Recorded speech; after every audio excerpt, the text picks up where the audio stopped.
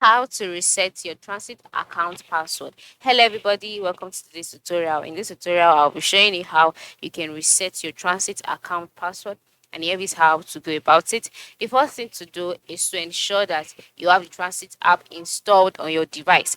And how can you find this out? Go to your Play Store, and then in the search box on your Play Store type transit app.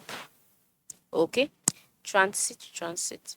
So after typing it out and it's displayed, once you see the option installed, that means that you have the app already. If not, you'll see at the position where you can see open for me, you would see the option installed instead. So just click on install and then the application will be installed. And then after that, the next thing to do is to go ahead and launch the app. So for you, since you just have the app installed, or if not, even if you have had the app before, by the time you launch the app, you will be asked to log in, enter in your login details and all of that.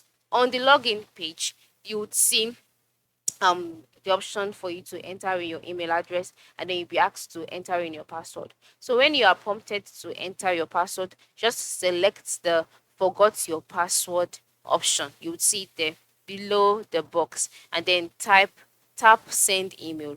All right, and then check the email on the same device where you have the transit installed, and in the email from transit, tap the reset password link that has been sent to you. You must note that this link will not work on a desktop or a laptop.